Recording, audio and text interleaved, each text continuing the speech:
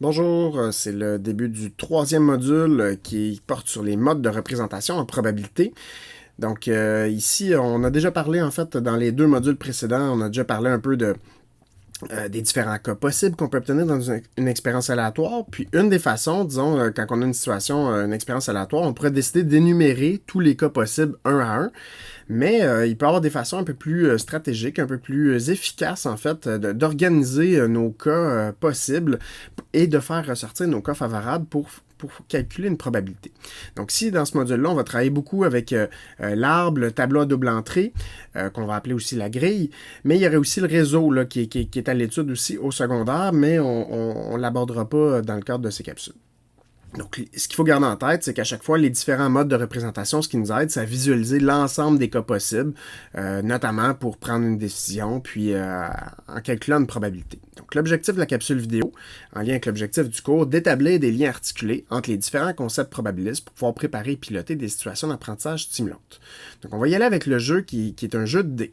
Donc, on arrive à un forain, donc on est dans une fête foraine, puis un forain qui dit « Hey, viens jouer ici, là, je te propose un jeu de dés. » Donc, le jeu, c'est qu'on lance 2 dés, puis s'il y a un 2 ou un 4 sur les résultats, par exemple ici, là, si on obtenait 2 et 3, vous gagnez 1$. Dès qu'il y a au moins un 2 ou un 4 sur les résultats, vous gagnez 1$. Sinon, vous perdez, vous devez remettre 1$ au forain.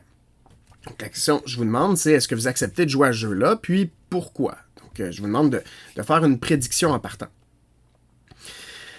Donc, est-ce que le jeu est favorable aux joueurs ou équitable? Donc, c'est ce qu'on va voir. Puis, pour essayer de répondre à la question, je vais vous demander en fait de réaliser des essais. Donc, je vous demanderai d'aller chercher, vous avez sûrement un jeu de Monopoly quelque part ou des dés pour réaliser ce jeu. Sinon, vous pouvez facilement là, en ligne aller simuler des résultats de dés.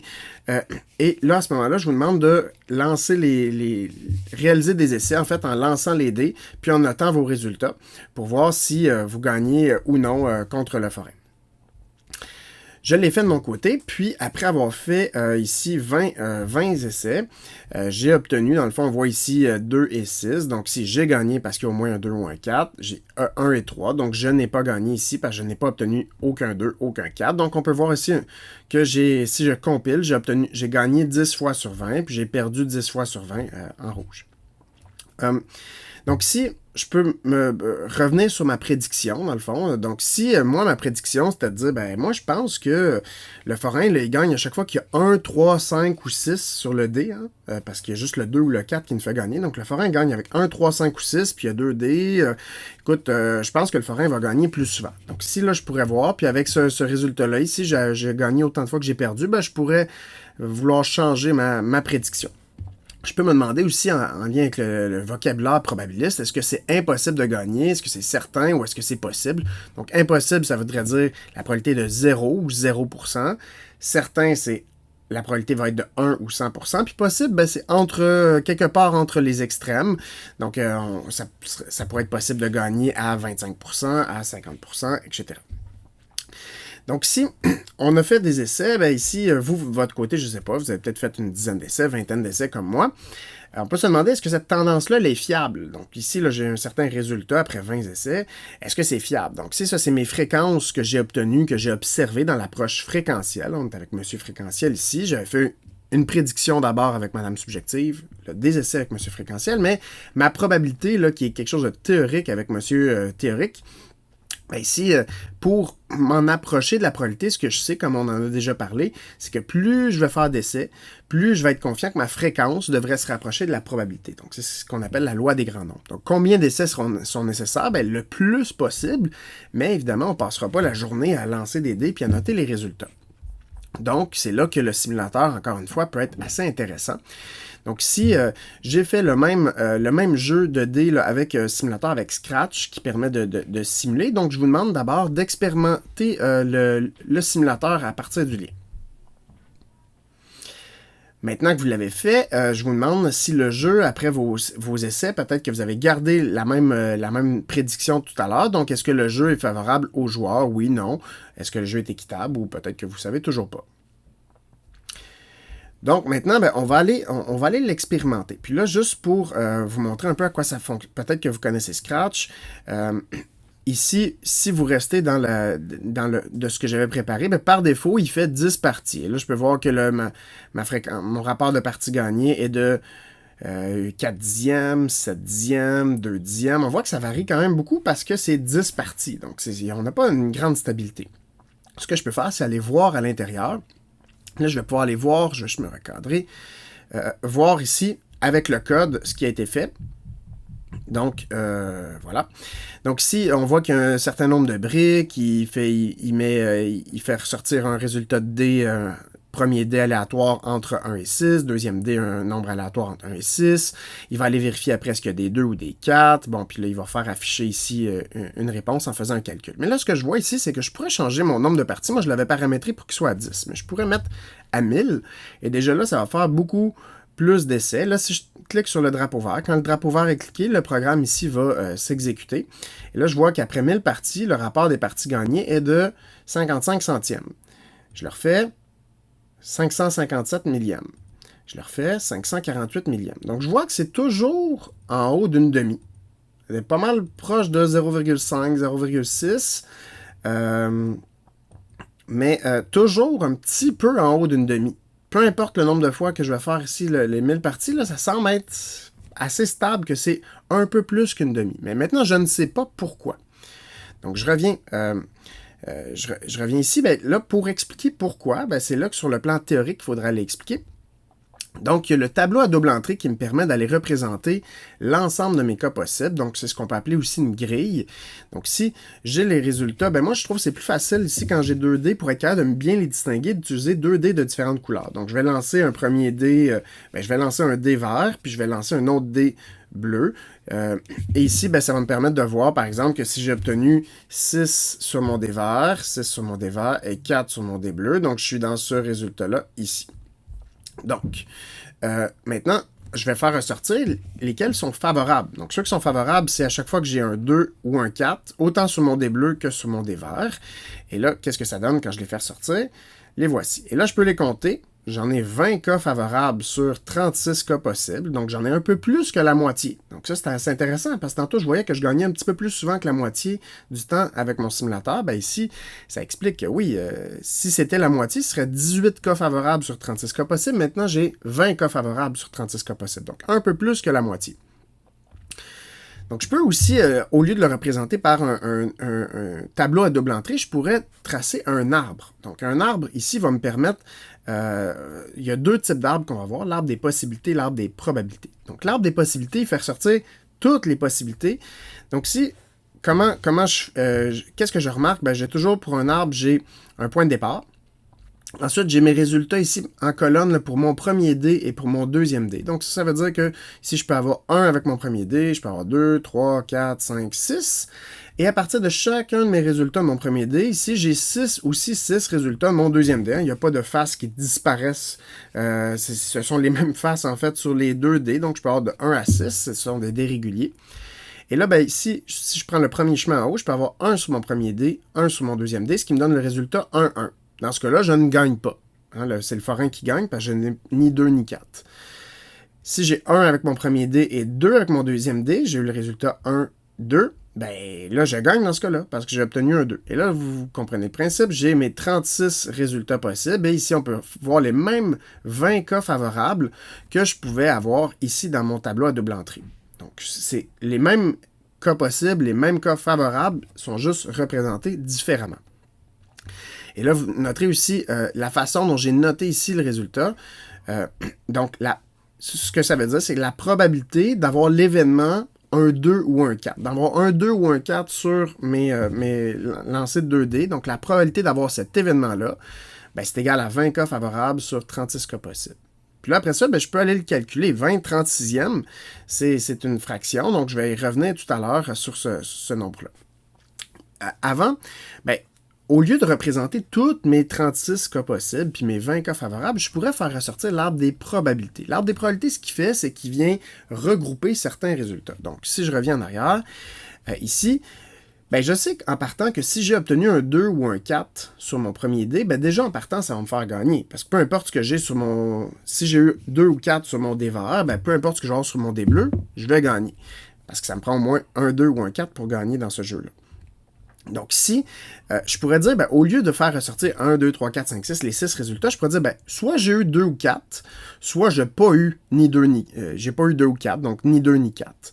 Puis dans ce cas-là, vu que je vois ici, c'est comme si j'ai regroupé ici la branche du 2 et la branche du 4 de mon diagramme en arbre.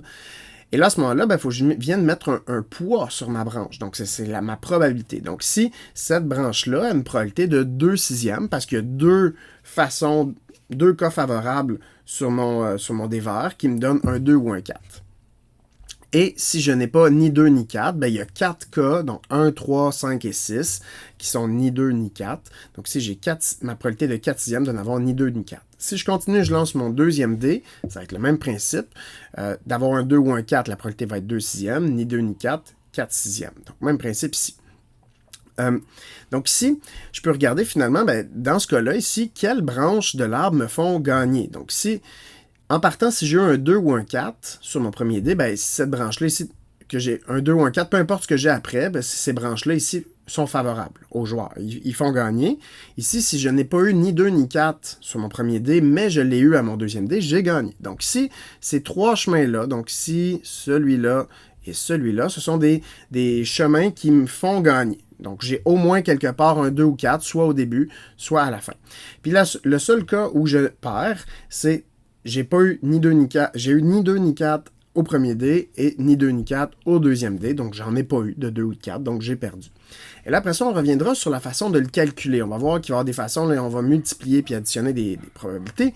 Mais pour l'instant, on va se restreindre là. On reviendra dans les prochains modules, le module 4 et 5. On va entrer plus profondément dans les calculs de probabilité.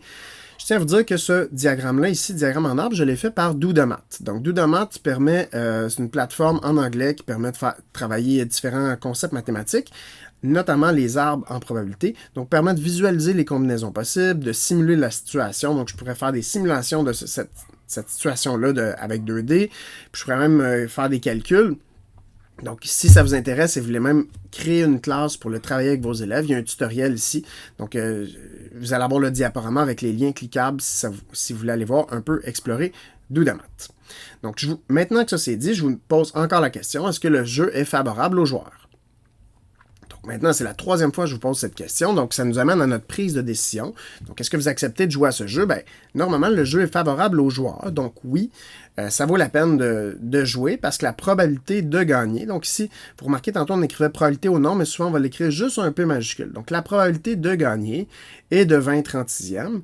Puis, de façon complémentaire, dans les événements complémentaires sont deux événements qui, ensemble, sont mutuellement exclusifs, sont différents, mais qui, ensemble, vont faire l'ensemble des résultats. Donc si sur mes 36/36e, mon oméga, l'ensemble de mes résultats, sur les 36 résultats, j'en ai 20 qui me permettent de gagner, je vais en avoir 16 qui me font perdre. Donc, la probabilité de perdre est de 16/36e. Si je voulais m'en convaincre, je pourrais revenir dans mon tableau à double entrée ici, puis compter ceux qui me font perdre, ou dans mon arbre des possibilités aussi, compter ceux qui me font perdre. Donc, ma probabilité de gagner est plus élevée que ma probabilité de perdre. Donc, c'est un jeu qui est favorable aux joueurs. 20/36e, si je veux savoir qu'est-ce que ça me donne ça, comme nombre en nombre décimal. Bon, 20/36e, c'est une fraction que je peux réduire. Ici, pour la réduire, je peux réduire par 4 au numérateur et au dénominateur pour avoir une fraction équivalente. Donc, pour que ça soit équivalent, je vais diviser par 4 en haut et en bas. Et ça me donne 5/9 qui est ma fraction irréductible. Une fois que j'ai 5/9 ma fraction irréductible, un des sens de la fraction, c'est de percevoir que la barre de fraction ici, c'est une division. Donc, je fais 5 divisé par 9. Et si je fais 5 divisé par 9, soit avec mon algorithme de division, le calcul, soit avec une calculatrice, ça va me donner 0,5555555. Ça continue des 5 à l'infini. Je peux aussi, une autre façon de l'écrire, c'est 0,5 périodique. La petite barre ici veut dire que le 5 se répète justement à l'infini. Ou je peux décider de soit y aller comme ça précisément, dire que c'est des 5 qui continuent à l'infini, 5 qui continuent à l'infini avec ce symbole-là, ou je peux décider d'arrondir, puis dire si c'est 0,55555, je vais l'arrondir au centième près, donc 0,56 centièmes ou 56%. Je ne sais pas si pour vous ça paraît contre-intuitif si vous revenez à votre prédiction de départ. On peut penser que vu que le 1, 3, 5, 6 nous fait perdre, qu'on perdrait plus souvent, mais dans ce cas-là, c'est vraiment un jeu qui est favorable aux joueurs. Donc, qu'est-ce que ça veut dire? C'est qu'à long terme, là, si je jouais 36 parties, pour 36 parties, là, en théorie, je vais gagner 20 fois, puis je vais perdre 16 fois. Donc, j'ai fait un profit de 4 dans le fond, parce que j'ai gagné 4 fois de plus que j'ai perdu. Donc, si on jouait là, à ce jeu-là, là, on jouait contre le forain, une partie aux 10 secondes. Donc, le temps de lancer les dés, de vérifier le résultat, de payer, une partie aux 10 secondes, ben, ça voudrait dire qu'on joue 6 parties par minute. Donc là, et là, si on continue ce calcul-là pour savoir combien ça reviendrait en taux horaire, là, si je jouais à ce jeu-là à long terme, si je joue 6 parties par minute, ben dans une heure, il y a 60 minutes. Donc, il y a 60 fois plus de minutes, donc 60 fois plus de parties. 60 fois 6, 360 parties par heure. Et on a dit qu'en théorie, pour 36 parties, je fais un profit de 4 $. Donc, pour 360 parties, c'est 10 fois plus de parties. Donc, je vais gagner 10 fois plus d'argent. Donc, 40 $ de profit par heure. Donc, dit autrement, si je joue à ce jeu-là à long terme, une partie aux 10 secondes, ben, je gagnerais en théorie 40 $ de profit par heure. En pratique, des fois ça va être un peu plus, des fois un peu moins, mais c'est un jeu qui est favorable aux joueurs. À court terme, qu'est-ce que ça veut dire? C'est qu'on peut perdre. Si je joue une partie contre le forain, je peux perdre. La probabilité de gagner n'est pas si élevée que ça. La probabilité est un petit peu plus que 50%. C'est ce qu'on voyait aussi avec le simulateur. Mais à court terme, on peut perdre. Donc, maintenant, juste pour essayer de consolider les représentations, je vous invite, dans le fond, à faire vous-même des représentations et vous verrez si ce qui est plus avantageux, c'est le tableau à double entrée ou l'arbre des possibilités. Donc, je vais vous poser 4 questions simples, toujours autour de la même situation. Donc, je vais vous demander on lance simultanément un dé à 4 faces, qu'on appelle un tétraède régulier, où j'ai 4 résultats possibles. Je vais avoir 1, 2, 3 ou 4 sur mon dé, parce qu'il y a 4 sommets. Et j'ai un dé régulier à 6 faces, comme d'habitude. Donc, je vais lancer ces deux dés-là. Puis, c'est quoi? Je vais toujours vous demander quelle est la probabilité, en fraction réduite, de l'événement suivant. Et là, ce qui va changer pour les 4 questions, c'est l'événement en tant que tel. Donc, je vous invite, dans le fond, à tout de suite faire ressortir les possibilités d'un dé à 4 faces puis d'un dé à 6 faces. Donc, de préparer à l'aide d'une représentation, ça va vous aider après à faire le calcul de probabilité. Maintenant que c'est fait, donc j'y vais avec la première question. Donc, toujours cette même situation-là, on a un dé à 4 faces, un dé à 6 faces. Quelle est la probabilité d'avoir au moins un 3? Donc, au moins un 3, ça veut dire que je peux en avoir un. Je peux avoir 2 3 là, sur les 2 dés que je lance. Quelle est la probabilité d'avoir au moins un 3? Donc, si vous avez fait, comme moi, par exemple, un tableau à double entrée, on pouvait le faire avec un arbre aussi. Si vous l'avez fait avec un tableau à double entrée, ben j'ai mes résultats pour mon dé à 4 faces, mes résultats pour mon dé à 6 faces. Et là, je peux voir qu'obtenir au moins un 3, ben je peux avoir un 3 sur mon dé à 4 faces. Et je peux avoir un 3 sur mon dé à 6 faces. Donc, voici ici l'ensemble des cas favorables où j'ai au moins un 3. Des fois, je vais en avoir exactement un. Des fois, j'en ai 2 ici. Je peux avoir un 3 sur mon dé à 4 faces et 3 sur mon dé à 6 faces. Puis là, si je veux les compter, 1, 2, 3, 4, 5, 6, 7, 8, 9. J'ai 9 cas favorables sur combien en tout? 4 fois 6, donc 9 sur 24. 9 24e, je peux réduire à 3 huitièmes en réduisant par 3 au numérateur et dénominateur. Donc, ça me donnait bien 3 huitièmes ma probabilité dans ce cas-ci. Donc, allons-y. Et si vous n'aviez pas la bonne représentation, je vous invite à utiliser cette représentation-là pour les autres questions. Donc, maintenant, toujours la même question, mais maintenant, on cherche la probabilité d'obtenir exactement un 3. Donc, la probabilité d'obtenir exactement un 3, tantôt, on regardait au moins un 3. Ça incluait le cas où on avait 2 fois le 3. Mais ici, obtenir exactement un 3, il faut l'exclure dans ce cas-ci. Donc, j'ai maintenant... Au lieu d'avoir mes 9 cas favorables, j'ai maintenant 8 cas favorables sur mes 24 possibles. Donc 8 24e que je peux réduire par 8, pardon. 8 24e que je réduis qui me donne un tiers. Maintenant, toujours la même situation, mais la probabilité est maintenant pour l'événement obtenir au moins un 5. Donc, quelle est la probabilité d'obtenir au moins un 5 en lançant un tétraède et un dé régulier? Donc, la probabilité va être de 1/6. J'ai maintenant 4 cas favorables sur 24 cas possibles. Pourquoi maintenant j'en ai seulement 4? Tantôt obtenir au moins un 3. Tantôt au moins un 3, ben, je pouvais l'obtenir le 3 avec mon dé à 6 faces et mon dé à 4 faces. Si obtenir au moins un 5, le 5, je ne peux pas l'obtenir avec mon dé à 4 faces, je peux l'obtenir seulement avec mon dé à 6 faces. Donc j'ai seulement 4 cas favorables sur mes 24 possibles, donc ce qui se réduit à 1/6. Et une petite dernière question, quelle est la probabilité de l'événement obtenir un 3 ou un 5 ou les deux? Donc, si je regarde mon 3, je peux l'obtenir sur le dé à 4 faces et sur le dé à 6 faces.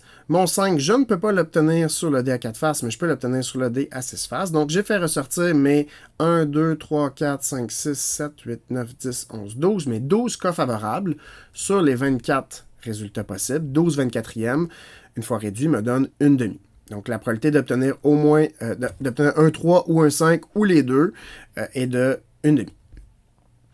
Donc, si on prend un petit pas de recul, je vous invite à noter ce que vous retenez de cette capsule vidéo. Donc, on a pu résoudre un problème contre-intuitif à l'aide d'essais réalisés avec du matériel, à l'aide d'essais réalisés avec un simulateur là, par Scratch là, avec la loi des grands nombres. En s'appuyant sur un grand nombre d'essais, là, on a été, nous, avec des échantillons de 1000 essais. Puis après, pour expliquer, on a utilisé un raisonnement théorique en s'appuyant sur diverses représentations. On a utilisé le tableau à double entrée, l'arbre des possibilités et l'arbre des probabilités pour calculer le rapport du nombre de cas favorables et du nombre de cas possibles. Puis, on a pu après consolider que, dans le fond, on va voir plus tard qu'il va y avoir des façons de calculer les probabilités, mais dans notre cas ici, les cas simples, pour calculer une probabilité, on peut simplement établir le rapport entre le nombre de cas favorables et le nombre de cas possibles. Donc, on a un tableau à double entrée ou un diagramme en arbre, on fait ressortir les cas favorables, les cas possibles, on fait le rapport entre les deux. Puis, c'est tout ce qu'on a besoin de faire au début en termes les représentations sont très aidantes pour ça. Donc, pour la suite, vous allez être invité à lire le chapitre 7 du livre du cours. Donc, ça traitera notamment de la situation des rondelles. Donc, ça va être un lien avec, on a parlé de matériel atypique précédemment. J'avais évoqué la situation des rondelles, donc on va pouvoir y revenir. Puis, il y aura des exercices aussi là, pour consolider en fait les représentations qui ont été travaillées dans cette vidéo.